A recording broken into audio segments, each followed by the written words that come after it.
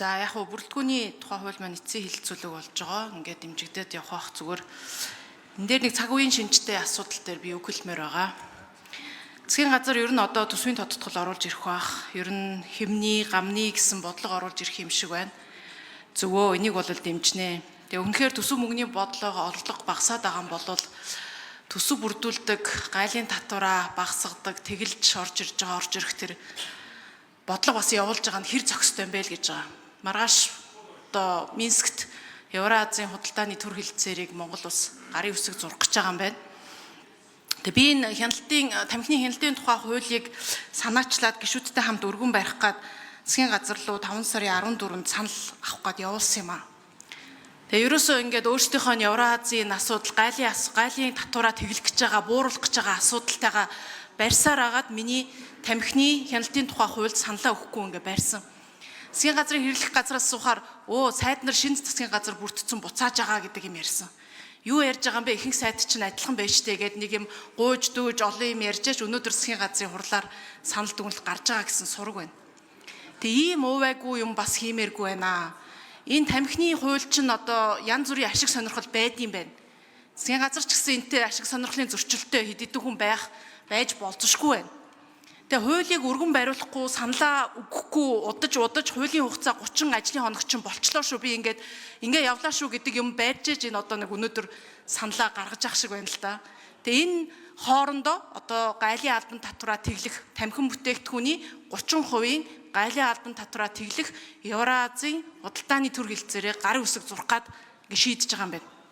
Энийгээ засаагүйгээр тэгээд та бүхэндээ хэлье. Энэ одоо тамхины хяналтын хууль явах ёстой. Энэ тамхины татварын бодлого дээр засгийн газар ч гэсэн адилхан анхаарах ёстой. Төрийн бодлого, нийгмийн эрүүл мэндийг хамгаалах бодлого мөнгөний өмнө сөхөрч болохгүй шүү. Сайд нараа гişүүдээ энийг л анхааруулж хэлмээр байна. За, ном чимэг гişүүний хэлж байгаа үгэн дээр би бас нэмж хэлж өгье гэж бодож байгаа нь улсын их хурлын гишүүдээр ахлуулсан ажлын хэсгүүд гараад маш идэвхтэй ажилласан. Монгол улсад урд өмнө нь бичигдэж байсан өнөөдөр хэрэгжиж байгаа хуулиудын бичлэлтийн хэлбэр, агуулга, үзэл баримтал, философи гэд маш олон зүйлийг нь өөрчилсөн, шинжилсэн, сайжруулсан ажлын хэсгийн үр дүнгууд гарсан. 60 орчим ажлын хэсэг байгуулагдаж ажилласнаас хаврын чуулганда багтаж 18 ажлын хэсэг тайлан дүгнэлтээ гаргасан. Одоо гаргахад бэлэн болсон 15 орчим ажлын хэсэг байгаа. Тэгэхээр улсын их хурлын гишүүд бол маш идэвхтэй ажиллаж байна. 2 улирал гарны хугацаанд нийтдээ 30 гаруй ажлын хэсэг дүнгээ гаргана гэдэг бол дүгнэлтээ гаргана гэдэг бол маш сайн үзүүлэлт юм байна. Тэгэхээр энэ улсын их хурлын гишүүдийн идэвхтэй ажиллах энэ санал санаачлагыг засгийн газрын холбогдох сайд нар дэмжиж хамтарч ажилламаар байна. Номын чимэг гишүүний хэлж байгаа үнэн. Зарим салбарын сайд нар зориудаар эсүүлтгүү хийж хуулийн хугацааг дуусгах замаар хугацаа авч байгаа тохиолдлууд хүртэл гарч байгааг бас анхаарч ажиллах нь зүйтэй гэж бодож байгаа. Тэгээ улсын их хурлын гишүүдийн гарсан ажлын хэсгийнхаа үр дүн гаргахын төлөө ажиллана. Сая төрийн байгуулалтын байнгын ороо бас оролцсон байна. Одоо жишээлбэл төрийн байгуулалтын байнгын ороо, хууль зүйн байнгын ороон дээр одоо жагсаал цуглааны хуулийн ажлын хэсгийг яаралтай байгуулж ажилд нь оруулах шаардлага байна. Гэх мэтэр хэвлэл мэдээллийн эрхчлөөний тухай хуулийн ажлын хэсгийг байгуулж ажилд нь оруулах шаардлага байна гэд энэ дутагдж байгаа зүйлүүдийг одоо бүгдээрээ ажил хэрэг болгоод явъя гэсэн юм байдалтай байна. За бүх чулууны пүрэв дор жишүүн түрүүн асуулт асуугаар нэр ирсэн байсан. За номын чимэг гишүүний асуултанд эхлээд хариулъя.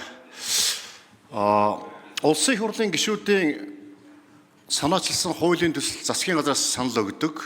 1 сарын хугацаанд өгөх ёстой. Энэ сарын хугацаанд санал өгөөгүй бол улсын их хурлын гишүүн хуулиа өргөн бариад явчих бололцоотой.